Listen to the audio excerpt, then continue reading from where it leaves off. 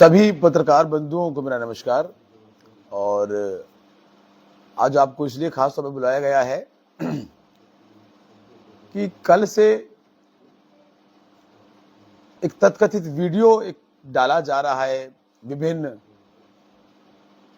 YouTube news चैनलों पे, बहुत सारे फेसबुक आईडीज पे, इंस्टाग्राम आईडीज पे अलग अलग प्रकार से,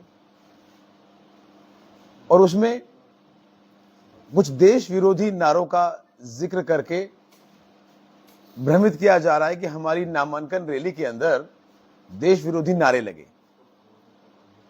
सबसे पहले तो आप मीडिया बंधुओं के सामने मैं ये क्लियर कर देना चाहता हूं कि ये सिर्फ और सिर्फ हमें बदनाम करने के लिए विपक्ष का एक प्रोपेगेंडा है। हमारी नामांकन रैली में सभी जाति, बिरादरी और धर्मों के लोग मौजूद थे, और ये जहां का वीडियो बताया जा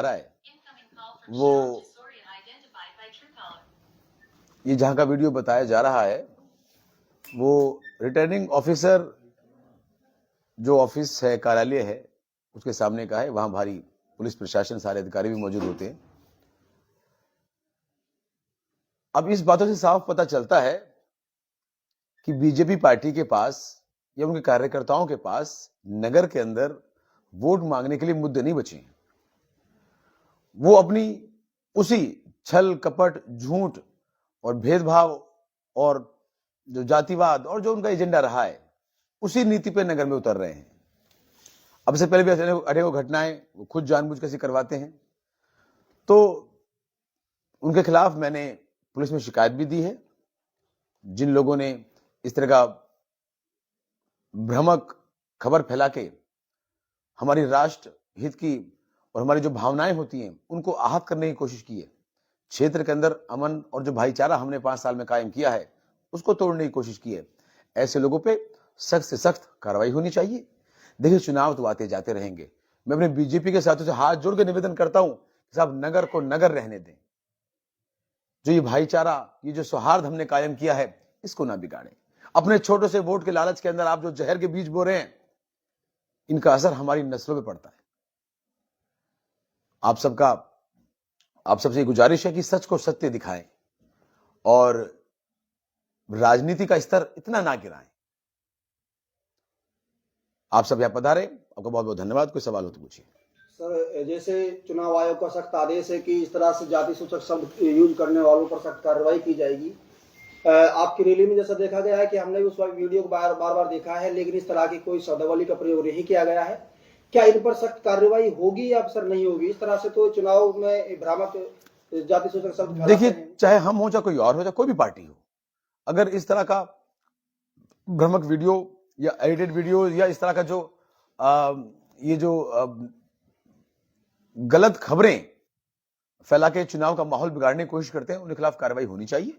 हालांकि चुनाव आयोग को या प्रशासन को खुद संज्ञान लेना चाहिए था इस मामले में। फिर भी हमने शिकायत दे दी है, और जितने लोग, जिन्होंने भी वो व्हाट्सएप ग्रुप में शेयर किया है, जो जानकारी हमें मिल रही है उनको मेंशन कर दिया गया है, और बहुत सारी जानकारियां मिल रही हैं, वो सारी पुलिस को दे दी जाएंगी।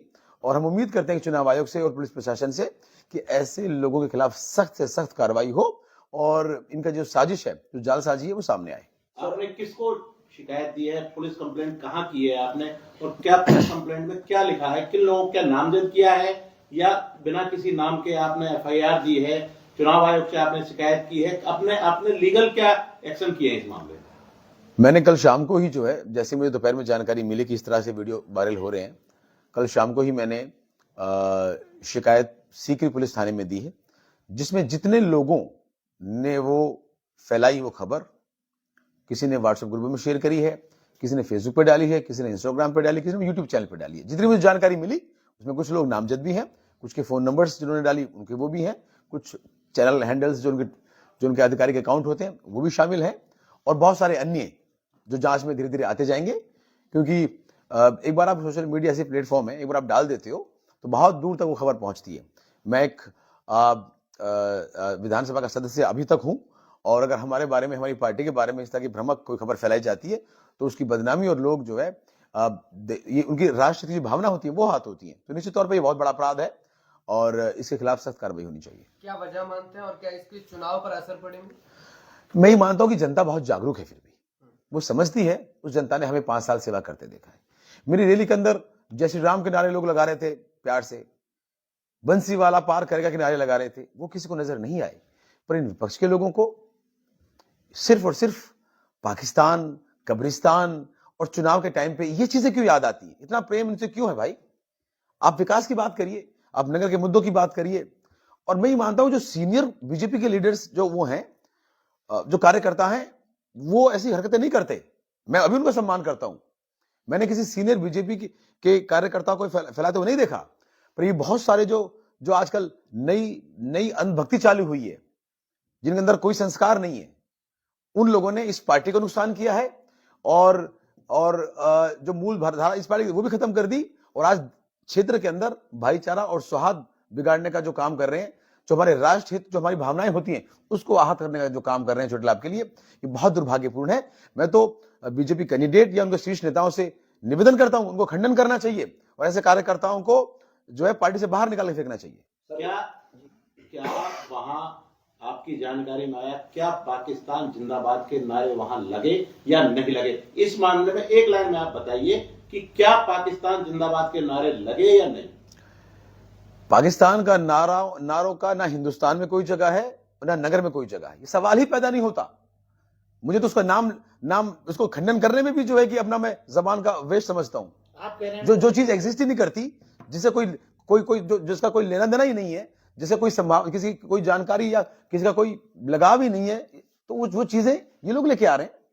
आप कह रहे हैं जो वीडियो वायरल हो रहा है वो बीजेपी द्वारा मतलब एडिट किया हुआ है, कहीं ना कहीं उसके अंदर जालसाजी है, उसको गलत तरीके से प्रयोग किया जा रहा है। वीडियो हमारा है, हम वहां पे जनता को संबोधित कर रहे हैं, जनता से निवेदन कर रहे हैं कि आप लोग धैर्य रखें, आप आराम से रहें। लेकिन उसमें हमारे समर्थक वाजिब भाई जिंदाबाद के नारे भी लगा रहे हैं। लेकिन कुछ लोगों ने शायद या तो उसको मॉफ किया है या उसको गलत तरीके से प्रस्तुत किया है, वो जांच का विषय है, वो सामने आ जाएगा। सर एक चीज और, जैसे हाल ही में एक वीडियो वायरल हो रहा है जिसमें जवाहर सिंह बेगम की सभा में कुछ लोग ये बोल रहे हैं कि माली को भगाना है, माली को भगाना है। सर ये क्या है कि ये मैंने भी देखा अभी उनके शायद सुपुत्र ने भी शेयर कर रखा है कि वहां कुछ लोग कह रहे हैं कि भाई माली को यहां से भगाना है। अरे भाई, मालियों ने क्या बिगाड़ा है आपका?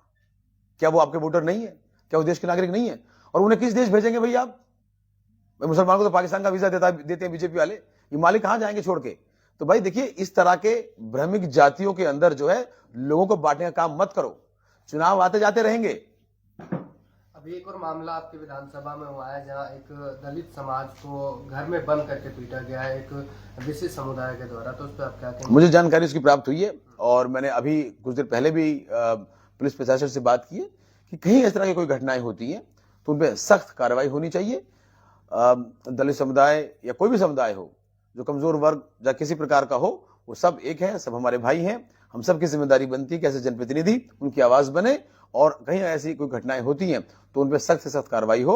उनके बयान भी हो चुके हैं, उनके मेडिकल्स भी हो चुके हैं और बहुत जल्दी सारे मुजरिम हैं सलाखों के पीछे होंगे। आपने जो शिकायत दी है क्या वो दर्ज हो गई है? क्या आप चुनाव, अगर 1-2 दिन में चुनाव आयोग ने इस मामले में कोई एक्शन नहीं लिया तो आपका अगला कदम क्या होगा? और बड़े अधिकारियों से बात करेंगे और चुनाव आयोग के अधिकारियों से संपर्क करेंगे, क्योंकि सिर्फ बात 25 तारीख तक की नहीं है। ये क्षेत्र की भाईचारे के लिए, सद्भावना के लिए, यहां जो 5 साल हमने लॉ एंड ऑर्डर मेंटेन किया है, जो प्यार मोहब्बत मेंटेन करिए, ये उसके लिए खतरा है। ये हमारी राष्ट्र हित और देश हित, हमारी भावनाएं हैं, ये उसके लिए खतरा है। आज इन्होंने ये चीज चलाई है, कल कुछ और चलाएंगे, तो निश्चित तौर पे इनका प्राथमिक रूप पे इनकी रोक लगनी चाहिए। और कल शाम को शिकायत दे दी गई थी क्योंकि मैं क्षेत्र से लेट आया। होपफुली वो दर्ज हो गई होगी, नहीं तो आज मुझे उम्मीद है दर्ज हो जाएगी। मैंने एसपी साहब खुद से इस बारे में बात की है और उन्होंने मुझे आश्वस्त किया है कि जो भी इलीगल कार्रवाई होगी उन लोगों के खिलाफ होगी। तो आखिर में ब्रज मेवात की जो भूमि है, क्योंकि हिंदी मजहब नहीं सिखाता आपस में वेद रखना, हिंदी है हम वतन है हिंदुस्तान हमारा, क्या कहोगे सर ब्रज मेवात की भूमि के लिए? मैं यही कहना चाहता हूं कि हम सबको मिलकर, हम सबकी जिम्मेदारी है इस संस्कृति को बचाना, इस भाईचारे को बचाना। चुनाव भी आते जाते रहेंगे, हार जीत भी होती रहती है, लेकिन ये जो नफरत के बीज, ये जो लोग इस क्षेत्र में बोना चाहते हैं, उस नफरत के बीज हमारे आने वाली नस्लों पर असर डालेंगे। हमें उसको बचाना है और मुझे पूर्ण रूप से उम्मीद है कि नगर की जनता बहुत जागरूक है, वो समझती है, वो हमें जानती है।